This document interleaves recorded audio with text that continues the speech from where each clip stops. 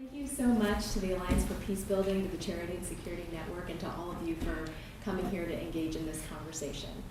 And I think a lot of the critical issues were covered already by the panelists. So I'll say from the U.S. government perspective, CSO is only one part of a broader range of agencies, USAID, the Office of Transition Initiatives that were mentioned, and DOD, who work on these efforts. And I think two of the important points that have come up is that we need broader, comprehensive, integrated approaches. And then the second, which I'll talk about how CSO is really trying to live this, is about the how is as important as the what. So kind of how we engage with civil society and how we increase agency is really important. So we think of the work of CSO as being more broadly applicable to approaches in the US government. And one other thing kind of to set the stage is that I think while the trends of terrorism may be on the decrease, the space in which we work is increasingly complex. I mean, it falls somewhere between humanitarian aid, traditional counterterrorism and kinetic activities, and longer-term development.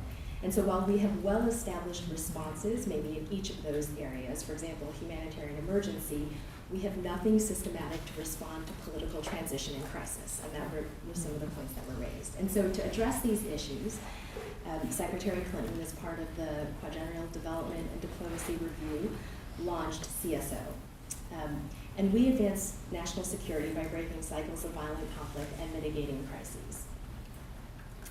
Our work, as has been emphasized, really relies on close relationships with partners, especially civil society. And for our work to be successful and sustainable, we seek out local capacity and catalyze local efforts. And one thing that we've really put a lot of emphasis on is how can government and civil society efforts work together to be complementary. I'll talk about two of our engagements, and one that's really relevant to this topic is in Somalia. We're working with USAID. It's a broader State Department and USAID effort to work with government and other partners to help cement peace by increasing public confidence in liberated districts through participatory planning, again, the how, transparent budgeting, and implementation of vital community projects with the community in the lead. So we've been working on water points, health centers, vocational training centers, and we're also supporting the government in developing a plan to process and to reintegrate disengaged fighters. Okay, so what is the how of CSO? Again, as I've said, we see the how as being applicable to conflict, a broader counterterrorism approach, and to other work in the government, which we recognize could always use improvement. So there are really three pillars of this, in addition to leveraging and working with and empowering civil society. And they're pretty basic. We want to improve our understanding, focus, and speed. So we are working to bring joint, unbiased local analysis to every case. I think as we know, in some recent U.S. interventions, we have not always had a real understanding of the context and the needs. And getting that broader context, local nuance, is very critical. And we have to start there. Otherwise, some of the disproportionate responses may not even be addressing the issues that we're trying to solve. And from that analysis, we're really driving for a focused priority strategy that addresses the top 2 or 3 things in the transition context. Because really we know that when we go to any place, there's an infinite list. I mean, you could say that about the United States too. There is an infinite list of things that need to be done, but how can we work together to really drive towards priorities? And finally, we need to engage quickly. So especially in the critical 12 to 18 months, actually we do know, now you can't solve most conflicts in 12 to 18 months, but in that time period, you can set the stage for the overall trajectory. And so that's an area where CSO is really trying to focus in that critical window. How do you mobilize the people and resources to really seize those opportunities? And so one example that has actually recently, thankfully, gone well, partly due to CSO and the U.S. government's work, but also to a broader range of actors, and most importantly, the Kenyan people, are the elections, where 2007, 2008, more than 1,000 people died in the elections. And there was a broad interagency and global effort to help prevent that this time around. And so what we did in CSO is about more than a year ago, in early 2012, we sent a team of conflict specialists to work with the embassy, the Kenyan government, and civil society, and we traveled to the hotspots to listen to people and to find out about their networks that could be mobilized for change. And so we ended up supporting several efforts, including in the Rift Valley and Kisumu, sites of the greatest election violence in the previous election. And just to give an example, we supported a Kenyan-led initiative called Champions for Peace, and it was composed of 26 Kenyan organizations, including churches, youth groups, women's alliances, and they mobilized thousands of citizens across ethnic lines to distribute materials about preventing election violence, countering political manipulation, and strengthening early warning and response systems. And that's an area where I think we're starting to learn some lessons about how do you increase the communication between local communities and the security sector, so police forces, so that they can work closely together in times of transition and potential crisis. And importantly, to support these efforts, we did not bring in dozens of U.S. personnel. And we recognize that U.S. personnel in some cases are the appropriate response and they can be most effective, but we really believe that should not be the default. The default should be drawing on the energy of local networks. So we hired 40 Kenyans through implementing partners in local NGOs. And yes, this makes economic sense too. So it's a cost-effective way, but really it makes strategic sense. That's the only way in a lot of these situations, especially in looking at that 12 to 18-month window, where you can make an impact combined with the understanding of local dynamics. So that's, again, one of the lessons of the past decade is bigger is not always better, so we have to do things right and kind of use our dollars well, all the while recognizing that a greater pot of resources is really needed to resource peace. So finally, just in conclusion, the future of conflict prevention and crisis response, including combating risks for radicalizations, must rely on harnessing the knowledge, energy, and experience of local populations. The example of Mali was also raised. That's what I was thinking about. For example, the citizens there knew all too well about the rise of organized crime, trafficking, the strength of extremist networks, and government complicity, which was a huge part of the problem, and the failure to deliver on the development and governance promises from earlier reconciliation processes. Yet, and I'm sure we're in fault here as well, donors from Bamako and headquarters, national headquarters, were holding up Mali as a development and democracy darling. Yep. And so if you look at that gap in knowledge, it's, again, the failure to listen to local voices, of which, those trends had been on the rise for at least several years, but had not been recognized. So our analysis can never fully predict, but CSO is pleased to have been stood up as a bureau and to work with all of you as partners, because we believe that improved understanding, focus, urgency, and especially local ownership can reduce threats to stability and U.S. national security, including the threats of terrorism. Thank you so much. Let's give them a round of applause. Thank you. I've been to many panels about counterterrorism in Washington, and I cannot think of 4 more articulate and focused presenters. So thank you so much. This has really been insightful. We will now take questions, first of all, from members of the staff who are present with us before we turn to any partners from the Alliance for Peace Building. Are there any congressional staff who have questions for the panelists? All right, any questions from the audience? Okay. Kagan, Charity and Security Network. I noted in the paper this morning that today is the first day of staff furloughs of the federal government. So, including the staff for our sponsor of our meeting today. So, may explain some of our congressional staff attendance. We talked in the beginning about modernizing counterterrorism policy, and there was mention about looking back at some of the strategies that we assumed would be effective and that aren't. And I wanted to ask about one that I've heard frequently about making terrorists radioactive, and that a lot of our laws are aimed at prohibiting any kind of contact with them, with the idea that if we ignore them, they'll go away. And the Material Support Statute supports this this strategy, so that the result is that it's illegal for peacebuilding organizations to engage with groups on the terrorist list for the purpose of getting them to lay down arms. And this has inhibited track 2 diplomacy and other forms of peacebuilding. And going forward, I wanted to ask for comments on how this kind of this kind of approach could be re-examined and what a more modern approach might be. Excellent. Thank you. Who would like to go first in responding?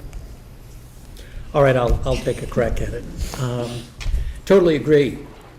You know, the best way that you can disarm a terrorist is to offer up civil dialogue as an alternative to violence, as a means to redress whatever grievances they may or may not be representing or may in fact be exploiting, such as we are seeing in Mali. Because the real problem in Mali is not terrorism. The real problem in Mali is poor governance. The real problem in Mali is a civil society that is problematic, but it's not terrorism. We may see it that way from our perspective, but from the African perspective, from the Malian perspective, terrorism is, you talk to most Africans, you go around Africa, terrorism is something they very, very rarely mention as what they call their security problems. That we live in a human security world versus a national security world.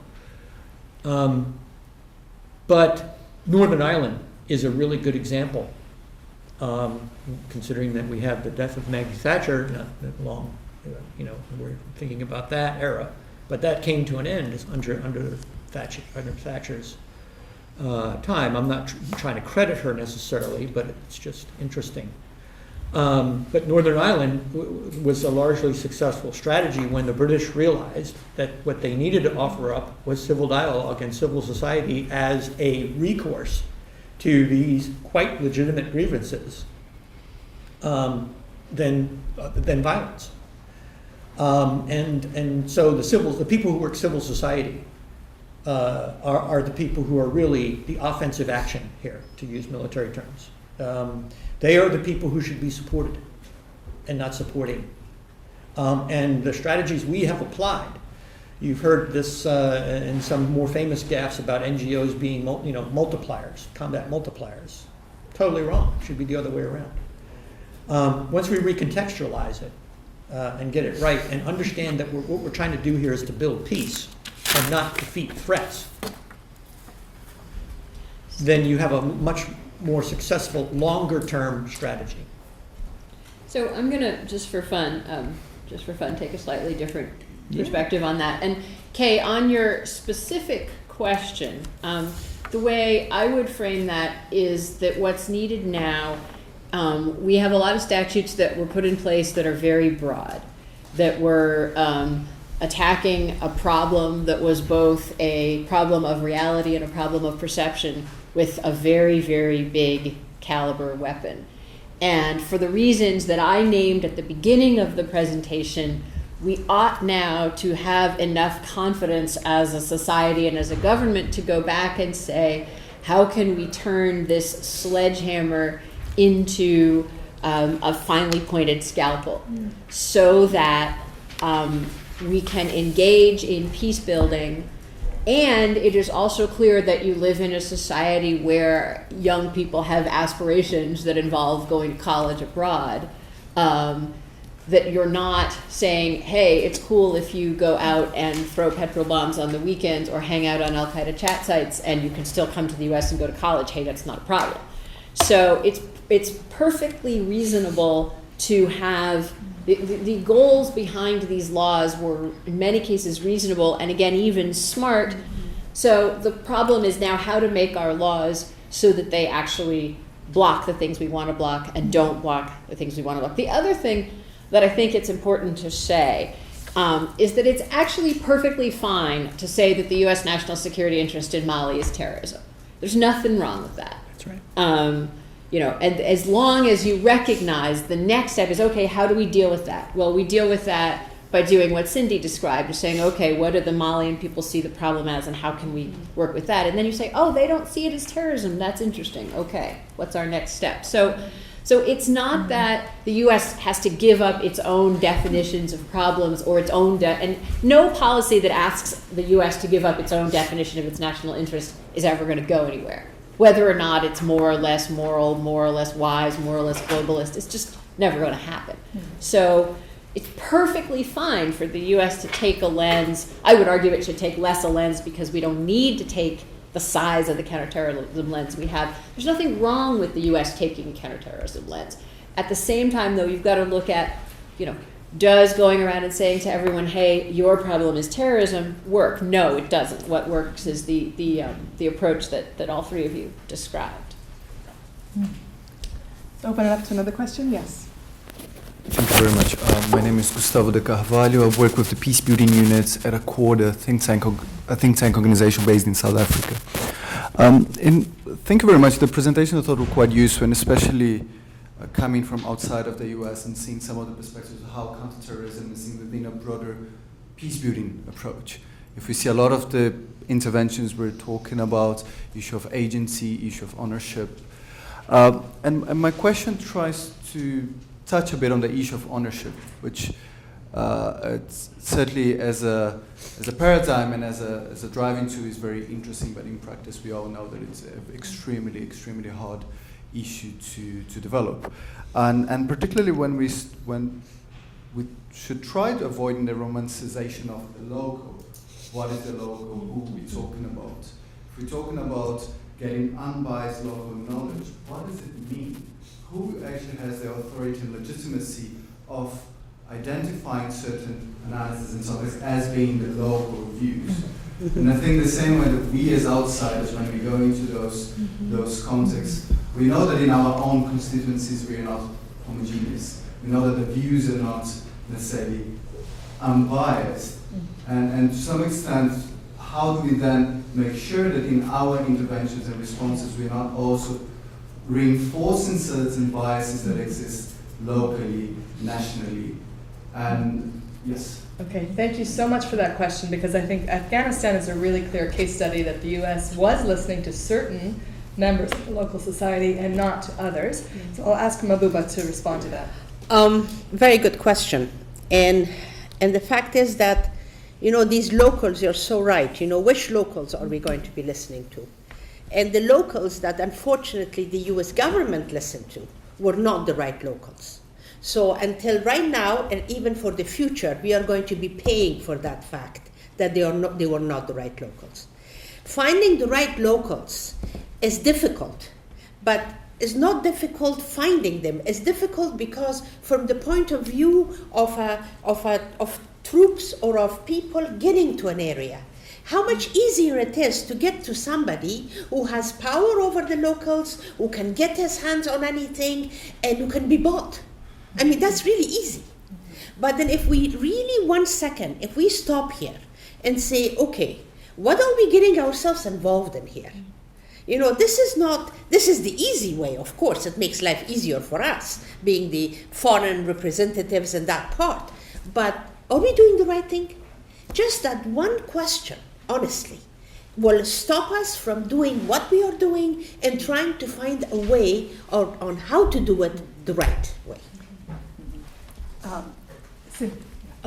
Maybe just to add quickly, I think this is a really good question. My training, I'm an anthropologist by training, so I think, it's not that we feel we can get to the right or the single analysis, but I think what's important for any group going in to try to ascertain a local perspective is to know your own biases, and so that it becomes a more inclusive, more whole of society approach. And so we know in the U.S. government our biases of who we talk to. We go to capitals, we talk to certain people. We have the same list of, the 10 NGOs we consult with, because you can be a grassroots organization but still not be as representative. So that's, I think, one word of caution for any one person going in. Exactly.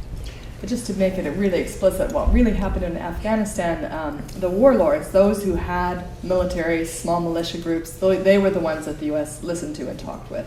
And so their power was reinforced.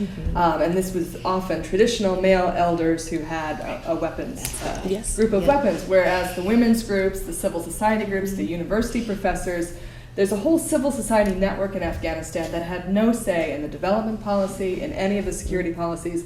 It's not that there's a unity of voice with civil society. There is diversity, but there are civil society networks in every country that the U.S. government can listen to and can work with. So the Alliance for Peacebuilding is part of a global partnership for the prevention of armed conflict, which is many civil society organizations around the world, and it's a point of contact for the United Nations, the World Bank, and different countries like the U.S. to be able to find legitimate, long-standing civil society organizations and universities in these countries to be able to, listen to a diverse set of voices. And I also think that really the good thing is that in order to make this actually happen, because it is a difficult process, it really is, maybe we should set up a criteria. Because even when you come to getting the civil society organizations, how do you know the civil society organizations are going to be the ones that you really want to work with? Because truly, some of them are really pretty bad. So for that matter, maybe a set of criteria should be set up. So those, according to those criterias, whoever you want to talk to should fit that. And if it does, then it's fine to talk to them or get their advice or whatever it is. But that, I think it's... And if I could just add one thing to what both said, that building peace, which is the most effective counter to terrorism, building civil society, is what we would call in the military a shaping operation.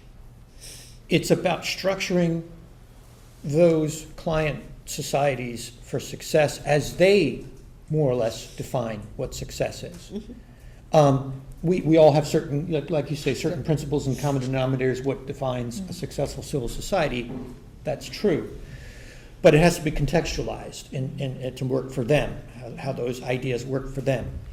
And so in my quarter century of experience in doing civil affairs and that sort of stuff, this is not nation building, which is more direct and more ambitious and too ambitious. We're not there to rebuild their society for them or build their society for them. We're there to give them a chance to build it in the way that they collectively see it best. And includes all those voices and not just those we're hearing the guys with the guns. Yeah. Are there any final questions? Yes. I'm Michael from Peace Initiative Network, Nigeria. My question goes to Abubakar Seraj from Afghanistan. I want to, in your presentation, you talk about Al-Qaeda and the Taliban. Where do we draw the line between Al-Qaeda and the Taliban? Because I'm looking at it from what is happening in my country, Nigeria. I want to talk about the Boko Haram and Al-Qaeda. So where do we draw that line? Is it something that probably maybe graduated from one to another, or it's just at par or at parallel? For that, regarding what I know in Afghanistan and a little bit that I know about Nigeria, I believe the people that you have in Nigeria that you're dealing with, they mostly are Al-Qaeda. The people that we were dealing with in Afghanistan, even though at one point they were backed by Al-Qaeda, but they were not. After that, they were mostly Taliban. And who are Taliban? Taliban are actually a group of young people that they actually made themselves available to the people of Afghanistan during the time when the Mujahideen took over the power in Afghanistan. And what they wanted to do at first, they really did not want it to become, a terrorist group or in any way, shape, and form. What they really wanted to do was to help the people of Afghanistan, because there was a lot of atrocities that were going on during the time of the Mujahideen, which nobody ever talked about it, and still we don't. It's a kind of a no-no. But at the same time, so what happened then, our neighboring country at the time, Pakistan, took this idea and they ran with it. What they did was that they created this group, which was at first a very small group, and they enlarged it. They made it huge. And then they started sending them to Afghanistan in order for these people to advocate what Pakistan wanted. I mean, there were a group of Taliban that they arrived in Afghanistan and they started taking every piece of the wood from houses because Pakistan needed wood at that time. Or took things like lines, electricity, I mean, God knows, whatever the country needed, and asked them to do that. So this became a kind of a problem of a neighbor country with the tie to the United States, and they were our allies, the U.S. allies. At the same time, they were in Afghanistan, involved in all of that, and the fact that the world finally realized what was really happening. So it took a while, it took a long while for that. You know, by the time the United States and the world agreed that the Taliban are actually being fed or being strengthened from that side of the border, that was 2011. That was really, really long into the whole process. Which kind of underscores the fundamental point that everybody here has been making. And I think the thing I would say about Nigeria is almost to turn the question back on you and say, make sure that you're telling us who's Boko Haram and who's Al-Qaeda. Yeah. And because the more that we have tried to overlay this from outside is when we tend to get it wrong. Exactly. So make sure that you do that, that's true. You know, there's none of them are going to be like the guys that are going to look after you. They won't. All right. We are at the end of our hour. Thank you so much for all of your contributions. And I want to just repeat something that I think was brought out by Heather in particular. How do we get U.S. policies and U.S. laws to block what we don't want and to unblock a lot of the civil society efforts that have been blocked by current counterterrorism laws? Because I think with Charity and Security Network and the Alliance for Peacebuilding, part of our interest in trying to modernize the counterterrorism approach is that it's squashing a lot of civil society now, rather than being the kind of partnerships that can actually address the root causes of terrorism. So how do we relook at our counterterrorism laws now, at this point, 2013, and look, as Heather noted, at some of the positive things that it does, but really look also where it's a bit off-key in terms of blocking things that it doesn't need to be blocking and is squashing efforts that could be contributing to countering violent extremism. Like giving visas to the people from civil society that they want to come and join and be a part of the conferences. That is something that we want the civil society to be a part of it. You don't have to give visa for somebody, as you said, that has ties with Al-Qaeda to come and study at your universities. That would not be a very, very clever thing to do. But at the same time, the civil society, the women especially, if they want to come and represent Afghanistan, most of them can't get any visa now to go anywhere. And this is really hurting us, because these voices, you cannot hear their voices, what they have to say, and they can share things with you. There will be a whole lot of knowledge, to be shared. Thank you so much. Thank you all for coming today. Thank you very much.